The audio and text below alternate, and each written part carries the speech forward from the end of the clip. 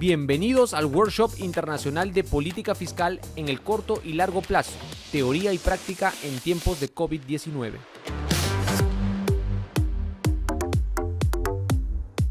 Muchas gracias, Carlos, y muy buenas tardes a todos. Es un gusto tener esta oportunidad de compartir algunas de nuestras ideas sobre la cuestión tan importante de la desigualdad, la pobreza y la política fiscal en los tiempos de pandemia y pospandemia.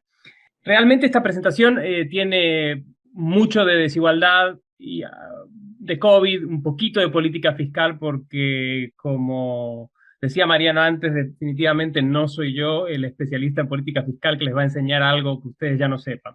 Pero sí que quiero contextualizar algunas de las políticas que voy a proponer al final de esta presentación dentro de la realidad fiscal de la región. La presentación va a tener tres partes. En primer lugar, voy a hablar un poco de cómo llegamos a la crisis de la COVID-19 desde un punto de vista de la desigualdad. En la segunda parte voy a hablar un poco sobre los impactos esperados de la crisis de la COVID-19 sobre la desigualdad fundamentalmente. Y finalmente voy a querer terminar con algunas prioridades de política fiscal para salir de la crisis de una manera un poquito más robusta. Fundamentalmente lo que voy a estar contando está mucho más ampliado en este libro que publicamos muy recientemente con Matías Busso y editamos con Matías Busso, que fue un esfuerzo de mucha gente del BID. Aprovecho para hacerme publicidad y ponerles ahí el enlace al libro. Libro es gratis para descargarlo, así que no cobro royalties por ello. Déjenme empezar entonces con los prolegómenos, cómo llegamos a la crisis de la COVID-19, porque me parece que es importante para entender mejor cómo vamos a salir en el momento en el que logremos salir. Llegamos con una tremenda desigualdad a la crisis de la COVID-19, con una gran vulnerabilidad de los hogares en la mayor parte de los países de América Latina y con una gran insatisfacción con la situación social. Y esto es quizá sorprendente desde un cierto punto de vista porque la región le fue muy bien antes de llegar a la crisis de la COVID-19, en términos de desigualdad, en términos de pobreza. Este gráfico muestra el ratio de ingresos entre el 10% más rico y el 10% más pobre de la región. Es una media para 17 países de la región y lo que ven es una tremenda mejoría en este ratio en términos de redistribución hacia los más pobres. Este ratio pasa desde un 49 hasta un 22, prácticamente se reduce a más de la mitad. Es una tremenda mejoría en términos sociales. Si uno mira otros indicadores de desigualdad, hay mejorías, no tiene nada que ver con el indicador que hemos escogido. Sin embargo, este indicador muestra una mejoría mucho más fuerte que otros indicadores porque fundamentalmente tiene que ver con comparar las dos colas, comparar lo que pasó en la parte de abajo de la distribución y lo que pasó en la parte de arriba. Y el crecimiento de los 2000 fue un crecimiento fundamentalmente pro-pobre, fue un tremendamente pobre ese crecimiento económico por varios motivos que estoy encantado de discutir más adelante. Entonces, tenemos una gran reducción de la desigualdad, pero aún así esa caída de la desigualdad se produce fundamentalmente desde el 2000 hasta el 2013, cuando la región empieza a ralentizarse, el crecimiento se ralentiza, también se ralentiza esa caída de la desigualdad. No se revierte hasta el 2019, sigue cayendo, pero a un menor ritmo, de 25 a 22, este ratio. Ahora, si bien hicimos tremendos progresos en términos de desigualdad, si nos comparamos con el resto del mundo, seguimos siendo muy desiguales. Si miramos al mismo ratio en países desarrollados, se ha mantenido en torno a 9, ese ratio entre ricos y pobres. Si miramos a un grupo de países que llamamos países comparación porque tienen una renta per cápita similar a la renta per cápita de la región, países sobre todo de Asia y algunos de Europa del Este, ese ratio está en torno a 11. Entonces, de nuevo, una región que hace grandes avances, pero que todavía es mucho más desigual que el resto del mundo. Por otro lado, la región hizo grandes avances, como dije, con gran reducción de la pobreza, gran aumento de la clase media, pero la redistribución fue entre la parte del 99% de abajo. Si miramos el ratio de ingresos que llega al 1% más rico, el 1% más rico en la región atesora en torno a un 20% de la renta, comparado con un 13, un 10% en los países de comparación y en los países desarrollados. Es decir, que si bien sobre estos números tenemos mucha certeza, sobre estos números hay más incertidumbres, son más difíciles de calcular, no los tenemos para todos los países, pero claramente apuntan a que esa reducción de la desigualdad no se debió a una redistribución desde los más ricos hacia las clases medias y los más pobres, sino más una redistribución al interno de ese 99% más pobre, si se quiere.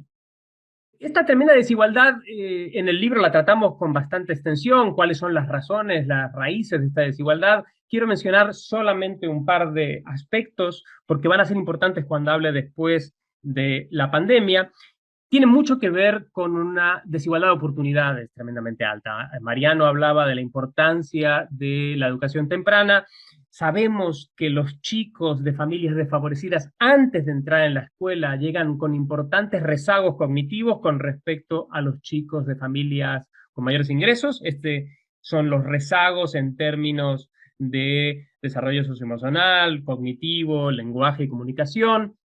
Este es el ratio entre un chico de una familia del quintil 5 de ingresos, o sea, el 20% más rico con respecto a una familia del quintil 1, del 20% más pobre. Y lo que quizás es incluso más grave es que cuando los chicos llegan a la escuela, estas brechas no se cierran, estas brechas se siguen aumentando. Para que se hagan una idea de lo que significan estas brechas, estos números de aquí, cuando un chico llega a secundaria, si viene de una familia con ingresos bajos, del 20% de ingresos más bajos, tiene un rezago que equivale a 2 años de escolarización con respecto a un chico del 20% de ingresos más altos, de una familia del 20% de ingresos más altos. Entonces, con estos rezagos y con estas brechas en términos de desarrollo socioemocional, cognitivo y de lenguaje, matemáticas y ciencias, no es de sorprender que la región genera en el mercado tremenda desigualdad. Este gráfico lo que muestra es la desigualdad de los salarios después de una tremenda convergencia de los salarios más altos con respecto a los salarios más bajos durante los años 2000. Si llegamos al año 2017, todavía observamos que los países de la región tienen una desigualdad salarial bastante más alta que los países desarrollados. Entonces, por un lado, el mercado, políticas pro mercado, políticas premercado, la parte premercado, la que tiene que ver con la inversión de capital humano, es muy desigual. Llegamos al mercado, el mercado de trabajo genera tremendas desigualdades y después, por tercer lugar, la región no redistribuye particularmente eficientemente. Si miramos los países de la OCDE, la reducción en la desigualdad una vez que los ingresos pasan por el filtro de las transferencias y los impuestos del Estado es tremenda. Prácticamente hay una reducción a la mitad de esta desigualdad. En los países de América Latina hay una cierta redistribución, pero la comparativa es más que evidente. Entonces, generamos muchas desigualdades antes de que la gente llegue al mercado. El mercado, digamos, magnifica estas desigualdades y después el Estado no tiene una gran capacidad para redistribuir con políticas postmercado. La desigualdad no se acaba aquí y en el libro hablamos de muchas otras dimensiones de desigualdad que me parecen muy importantes. Hay desigualdades horizontales entre hombres y mujeres. Las mujeres trabajan más que los hombres y ganan menos en América Latina. Hay muchas desigualdades entre hombres y mujeres de niveles de educación similares, pero de orígenes étnicos y raciales diferentes. Estas son las brechas salariales entre indígenas y blancos y afrodescendientes y blancos, mientras que las brechas salariales entre hombres y mujeres sí cayeron durante los 2000, en la época de convergencia. Es quizá remarcable que estas brechas de salarios entre minorías étnicas, aunque no necesariamente son minorías en todos los países, y grupos raciales con respecto a los blancos no han caído durante los años de crecimiento económico.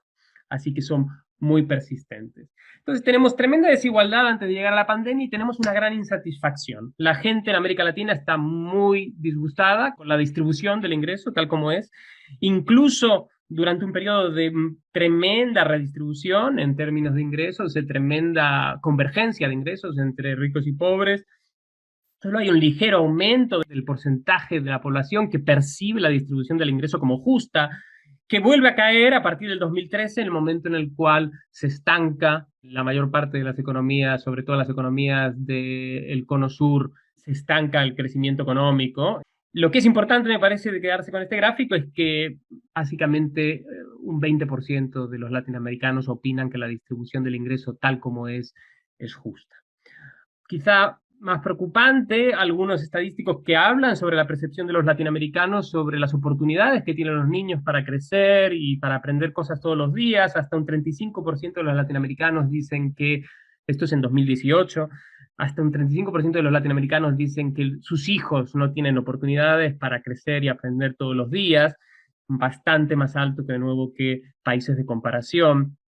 Hay insatisfacción con el tipo de servicios que reciben los latinoamericanos, con la calidad de los servicios de salud, con la calidad de los servicios de transporte, etc. Y vemos cómo la vulnerabilidad empieza a aumentar a partir de ese 2013, que es el momento en el cual la región deja de crecer o crece a un ritmo mucho más lento. Porcentaje de hogares en América Latina que dice que no tiene suficiente dinero para vivienda, vemos cómo aumenta significativamente hasta llegar a casi un 40%.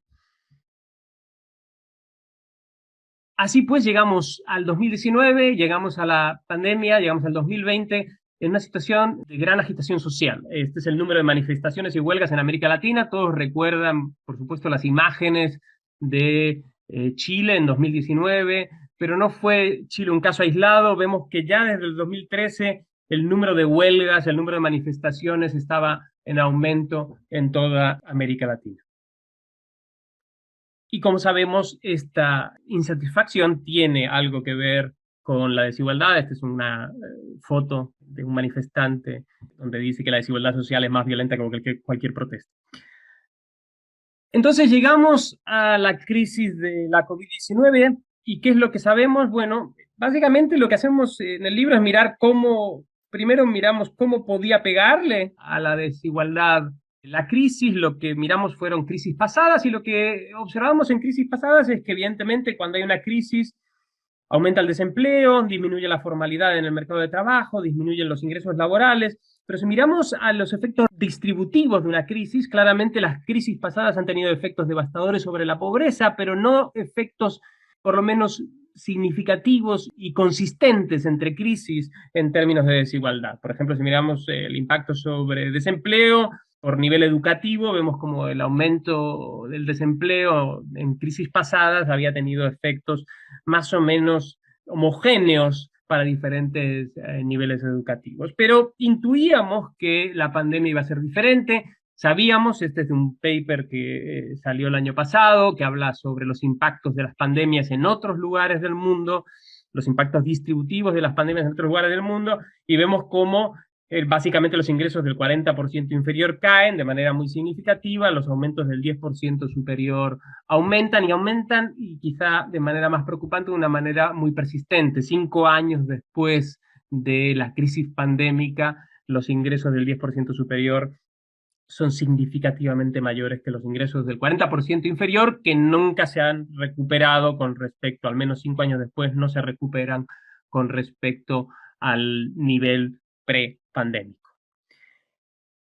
Desde el BID hicimos algunas encuestas online y telefónicas para intentar entender lo más rápidamente posible qué es lo que estaba pasando, cuál estaba siendo el impacto distributivo de la crisis pandémica, y lo que vemos es un claro efecto regresivo. Lo que muestra este gráfico es, estas encuestas tuvieron lugar en marzo, abril del año pasado. Lo que muestra este gráfico, que era el periodo en el cual la mayor parte de los países de América Latina estaban en un lockdown.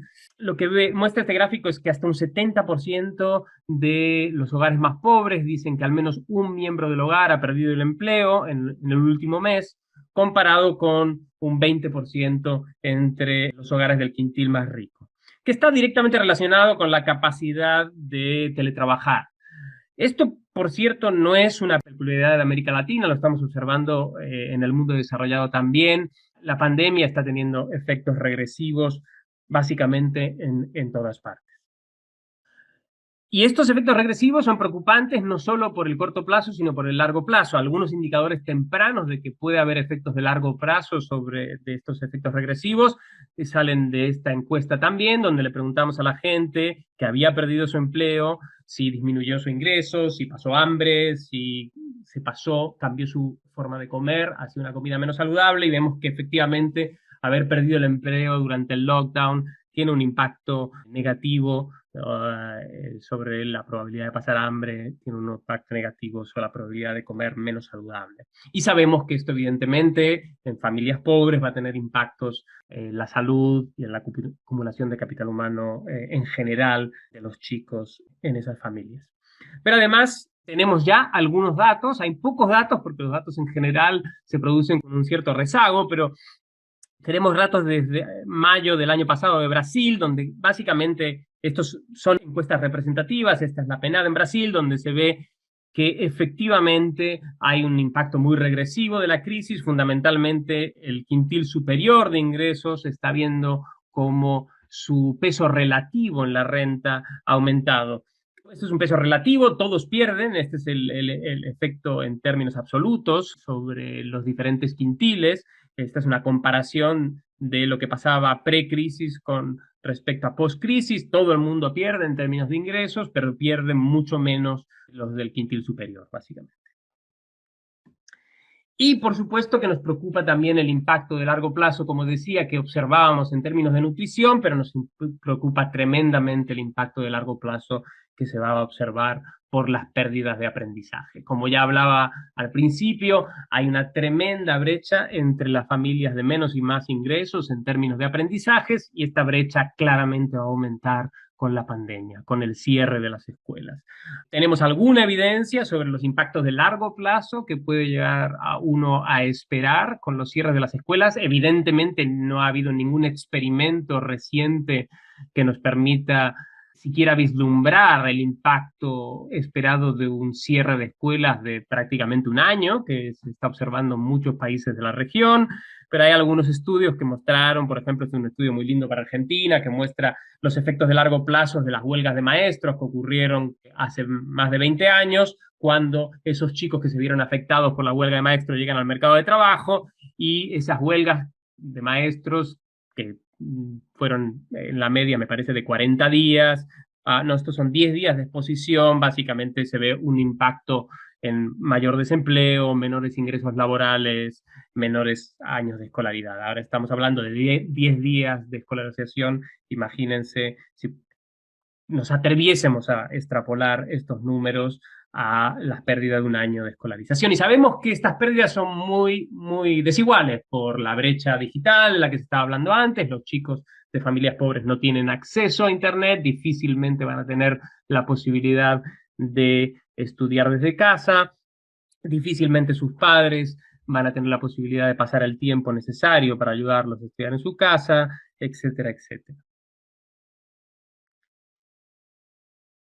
La política fiscal durante la crisis. ¿Cómo fue la política fiscal? Es decir, que la región hizo un esfuerzo muy grande. Esto es de nuestro último reporte anual, y lo que muestra es las medidas fiscales para luchar contra la pandemia en diferentes regiones. En América Latina hubo un esfuerzo muy grande, no comparable, evidentemente, como porcentaje del PIB con lo que estaba pasando en los países desarrollados, en las economías avanzadas, pero es un esfuerzo fiscal muy grande que se dio en todas partes de manera desigual, en los países del cono sur y andinos más fuerte que en los países donde había un espacio fiscal, para empezar, mucho menor, como pueden ser algunos países del Caribe o Centroamérica. Evidentemente esto es un esfuerzo fiscal en una situación fiscal que no era particularmente halagüeña, donde los déficits primarios eran relativamente persistentes desde el año 2013, desde la época en la cual el crecimiento se ralentizó, y evidentemente se han agravado tremendamente. Entonces, llegamos a una situación fiscal en la cual los recursos van a ser muy limitados y tenemos unos desafíos tremendos, algunos de ellos que van a requerir un esfuerzo fiscal suplementario. algo que quería mostrarles es un poco cómo ese esfuerzo fiscal intentó paliar los efectos de la pandemia y cómo funcionó. Lo que hicimos es en 10 países de la región simular las medidas de emergencia que pusieron los gobiernos sobre la mesa para intentar paliar la crisis pandémica. Y lo que vemos es que la cobertura, una vez que tengamos en cuenta todas las medidas, no solo las medidas preexistentes, sino todas las medidas, la cobertura es bastante buena para el primer quintil de ingresos, es muy buena, diría yo. Incluso para el segundo quintil de ingresos está en torno al 70%, es una buena cobertura. Sin embargo, la tasa de reemplazamiento, por supuesto que hay diferencias entre países. Sin embargo, la tasa de reemplazamiento es la parte que nos preocupaba más, sobre todo en el contexto en el cual empezamos a estudiar estos temas, que lo que queríamos era ver hasta qué punto estas medidas de emergencia iban a ser efectivas a la hora de conseguir sustituir los ingresos reales de las familias para que las familias se puedan quedar en casa y estar seguras. Y lo que veíamos es que efectivamente este es el porcentaje mediano de cobertura. De hecho, si pusiese la media está por encima del 100% para el primer quintil. Para el primer quintil la tasa de cobertura era muy alta en algunos países como Brasil, Salvador, pero para el segundo quintil la tasa de cobertura ya es tremendamente baja. Y este segundo quintil es un quintil tremendamente complejo porque tiene muchísima informalidad. República Dominicana para el tercer quintil, donde todavía hay muchísima informalidad. Entonces, básicamente, hubo un esfuerzo muy grande. Quizá el esfuerzo no fue suficiente para paliar los efectos más inmediatos de la pandemia. Entonces termino con las prioridades de política fiscal para salir de la crisis. Yo creo que claramente estamos en una situación muy, muy, muy delicada. La política fiscal prácticamente tiene que abordar no solamente la crisis pandémica, sino toda una serie de deficiencias estructurales que ya venían existiendo en la región. Y realmente no se diferencian mucho estas recomendaciones de política con lo que hubiese dicho antes de la pandemia, con algunas salvedades. Para el corto plazo, claramente, tenemos que trabajar en el tema del capital humano y tenemos que cerrar esas brechas de aprendizaje como sea. Sabemos que hay políticas que funcionan, intervenciones en el hogar, le dimos muchas vueltas a esto en una publicación en el BID en el 2016 sobre políticas de intervención temprana. Y en el 2017 miramos todo lo que se sabe y lo que no se sabe sobre políticas para mejorar el aprendizaje en las escuelas y vimos que tutorías, tecnología en las escuelas pueden ser muy eficientes. Tecnología va a ser muy importante durante esta época si queremos gastar poca plata, fundamentalmente porque se puede adaptar a las brechas existentes, puede adaptarse la enseñanza a aquello que el chico necesita, porque los chicos van a llegar con tremendas brechas de aprendizaje a las escuelas cuando se reincorporen, cuando se están reincorporando. Creo que el segundo punto fundamental es evitar el abandono escolar de los adolescentes. Tenemos un abandono escolar muy alto en la región y tenemos un riesgo tremendo con este cierre de las escuelas de que los adolescentes básicamente se desconecten de las escuelas. Tenemos que reforzar ese compromiso y la conexión con las escuelas, llamándolos por teléfono, buscándolos, y tenemos que darles tutorías, tenemos que darles medidas para evitar que se descuelguen en términos de aprendizaje. Por el lado de los incentivos, sabemos que lo que más ha funcionado para incentivar la adhesión de los adolescentes a las escuelas son las transferencias condicionales, así que es algo a reforzar. Y termino muy rápido con política laboral y protección social. La región va a destruir muchísimo empleo, ha destruido muchísimo empleo, tiene un problema muy serio de brechas, de nuevo, entre empleo formal y empleo informal. Creo que es el momento para pensar muy seriamente en poner sobre la mesa algunos contratos de emergencia, algunas figuras contractuales que incentiven de varias maneras, con impuestos a la nómina reducidos, con costes de despido reducidos. Sé que la political economy de esto no va a ser en absoluto sencilla, pero el desafío es tremendamente grande. Yo creo que con eso puedo terminar. Tenía algunas cosas más para el largo plazo, pero me parece que se superaban bastante y creo que Mariano tocó sobre ellas mucho mejor de lo que yo puedo hacerlo. Gracias, Carlos.